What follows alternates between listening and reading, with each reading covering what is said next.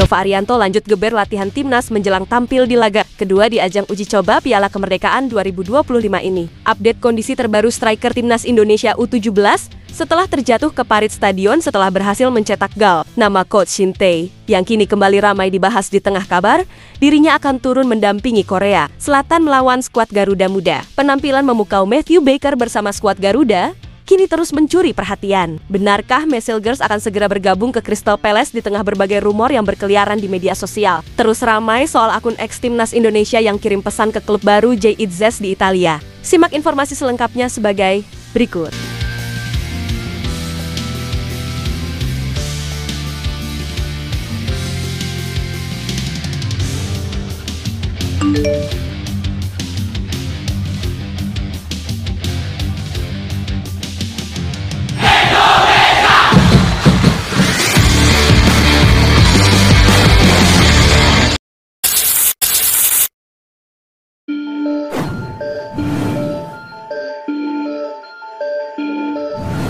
Pelatih timnas Indonesia U17, yaitu Nova Arianto, kini membagikan kabar terbaru terkait kondisi strikernya yaitu Muhammad Mirza yang mengalami insiden di Piala Kemerdekaan, di mana Mirza saat itu terjatuh ke parit pembatas stadion ketika berselebrasi setelah mencetak gol pembuka bagi timnas Indonesia U17. Pesepak bola asal Persik Kediri itu membobol gawang timnas Tajikistan di menit ke-34. Sesudah menyundul bola hasil umpan silang dari Alberto, Mirza pun melompati outboard dan menyeberangi pagar dan tiba-tiba ia malah menghilang. Sejumlah rekan setimnya pun bergerak cepat mencari Mirza. Akan tetapi gestur Goli dan Ezar Jacob seperti orang bingung sambil memegang pagar, di mana keduanya celingak-celinguk melihat ke arah bawah. Usut punya usut, ternyata Mirza nyungsep ke bawah dan penyebabnya adalah karena ia tidak melihat adanya celah antara pagar dengan tribun penonton, sebab pagarnya tertutup oleh spanduk Piala Kemerdekaan tersebut. Dari dokumentasi penonton yang berada di stadion, terdapat buffer zone antara lapangan dengan tribun yang ukurannya cukup dalam. Puji Tuhan, semuanya baik-baik saja, ujar Nova Arianto. Ya, untungnya Mirza tidak mengalami masalah, di mana ia pun kala itu segera memasuki lapangan setelah bersukacita dengan golnya. Namun Mirza tidak bisa bermain penuh untuk timnas Indonesia U17, di mana ia ditarik keluar di babak kedua untuk digantikan oleh Aldian Syah Taher.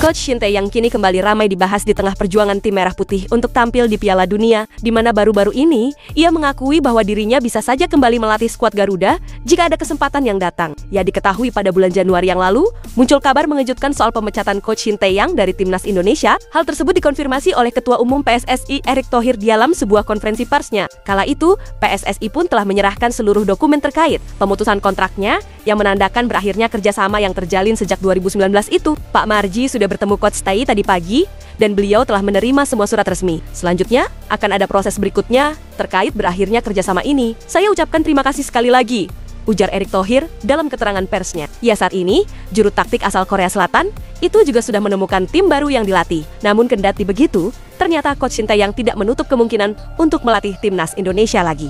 Hal tersebut diketahui di saat ia ditanya oleh JJ terkait peluang kembalinya untuk menangani skuad Garuda. Dalam hal ini Coach Shin Tae pun mengatakan bahwa dirinya tidak menutup kemungkinan jika ada kesempatan yang datang. Saya tidak menutup kemungkinan, soalnya penggemar sepak bola Indonesia sudah kasih banyak hal ke saya. Jadi saya mungkin kembali kalau ada kesempatan, kata Coach Shin Tae. Ya, selain itu menariknya lagi, kini kerinduan para penggemar sepak bola Indonesia kepada Coach Shin Tae yang tampaknya akan segera terobati. Di mana mantan arsitek timnas Indonesia itu dikabarkan akan kembali menginjakan kaki di tanah air dalam ajang kualifikasi Piala Asia U23 2025 ini. Namun kedatangannya kali ini bukan dalam kapasitas sebagai pelatih skuad Garuda, melainkan peran baru yang memicu potensi reuni emosional dengan para mantan anak didiknya. Kabar ini bukan sekadar isapan jempol, melainkan datang langsung dari mulut Coach Shin Tae sendiri. Dalam sebuah wawancara itu, ia yang kini bernaung di bawah Federasi Sepak Bola Korea Selatan memberikan bocoran mengenai rencananya untuk mendampingi skuad muda Korea Selatan U23. Sebenarnya belum pasti, tapi mungkin sekitar 27 atau 28 Agustus. Soalnya mulai 1 September akan ada pertandingan U23 di Surabaya, ujar Coach Shin Tae.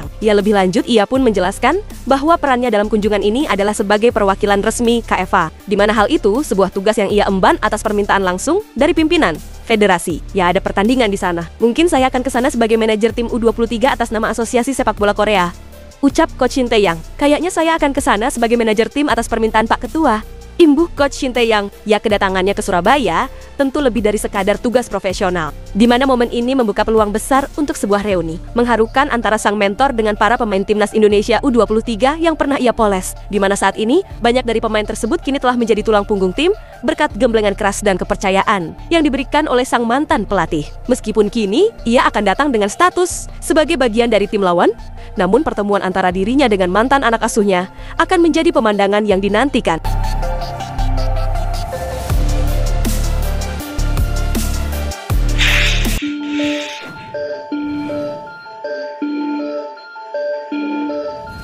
Admin akun Twitter resmi Timnas Indonesia kini terus menuai sorotan tajam setelah meninggalkan komentar di unggahan klub Serie A Italia yaitu Sassuolo terkait kapten Timnas Indonesia yaitu Jay Itzes. Ya, dalam unggahan Sassuolo itu pada 9 Agustus kemarin sempat menampilkan beberapa foto perdana Jay Itzes yang berseragam hijau hitam. Namun menariknya, admin akun Timnas Indonesia tersebut menuliskan, "Please take good care of our captain." Komentar itu pun yang dibagikan pada 11 Agustus kemarin jam 7:31 waktu Indonesia Barat sontak memicu reaksi beragam. Alih-alih menuai dukungan, namun malah banyak warganet menilai komentar tersebut tidak perlu bahkan terkesan kampungan untuk akun resmi sebuah tim nasional. Asik lu Min, asik sendiri, tulis seorang warganet. Nyuruh klub orang jaga pemain kita, ketum lu saja, jaga oleh Romeni tidak becus. Sindir akun lainnya menyinggung kasus cedera striker skuad Garuda tersebut. Ya, selain itu ada juga sejumlah komentar yang mengingatkan bahwa Sassuolo adalah pihak yang membayar transfer Jay Itzes, sehingga klub pasti akan menjaga asetnya dengan baik. Itu klub yang bayar Min. Itu pemain sekarang milik mereka, bukan milik timnas. Ketika dipakai buat timnas itu kita yang pinjam, kita yang harus jaga dia. Jangan kebalik-balik lu, tulis warganet lainnya. Ya, namun hingga kini belum ada tanggapan resmi dari PSSI maupun dari admin akun ex Timnas Indonesia terkait kontroversi tersebut. Sementara sosok Jay Itzes sendiri kini tengah memulai perjalanan barunya di Serie A. Usai pindah dari Venezia ke Sassuolo di bursa transfer musim panas ini,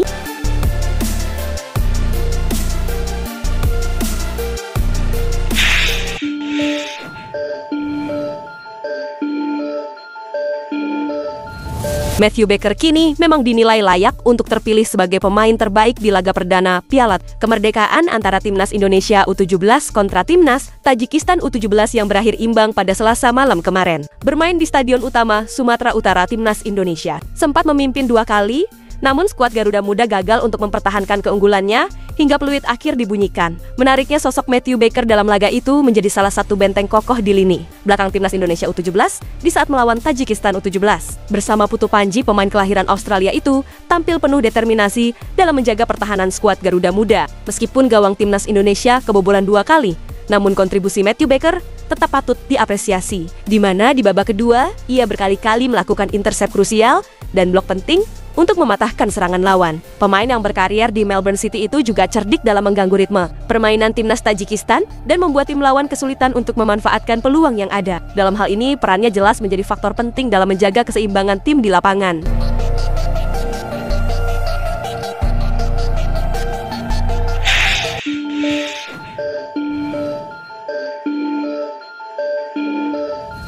Sosok Mace Hilgers kini sedang menjadi perbincangan hangat, di mana pemain berusia 24 tahun itu kini santer dikabarkan diminati oleh klub Liga Inggris yaitu Crystal Palace. Ya, rumor ini bermula dari unggahan 2 akun X, Slim Mick Pack dan Wig Groningen, yang menyebutkan bahwa jawara Piala FA itu tengah melakukan negosiasi dengan klub yang dibela pemain timnas Indonesia tersebut. Di mana laporan dari media Belanda yaitu Twente Insight kini juga menguatkan kabar ini. Ada banyak minat dari klub luar negeri, tetapi Crystal Palace dari Liga Inggris kini memimpin, tulis Twente Insight, mengutip cuitan 2 akun tersebut. Ya, menanggapi rumor yang beredar, Direktur Teknik FC Twente yaitu Jan Struwer justru memberikan pernyataan yang membingungkan, di mana ia mengaku tidak mengetahui perihal negosiasi dengan Crystal Palace. "Saya tidak tahu menahu soal ini," ujar Struwer dengan singkat dikutip dari Twente Fans. Ya, pernyataan Struwer ini secara tidak langsung mengindikasikan bahwa hingga saat ini belum ada negosiasi resmi antara Crystal Palace dengan FC Twente mengenai transfer Mace Hilgers, di mana kontrak Mace Hilgers di FC Twente akan berakhir pada bulan Juni di tahun depan. Ya, hingga kini sang pemain pun belum memperpanjang kontraknya dan membuat klub harus bergerak cepat. Jika tidak segera menjual Mace Hilgers di bursa transfer musim ini,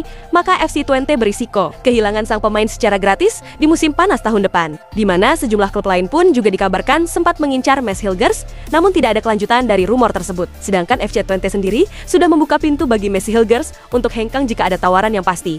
Itulah ulasan terkini hangat dan menarik yang dapat kami sajikan hari ini. Jangan lupa dukung terus tim Merah Putih di channel ini dan salam olahraga.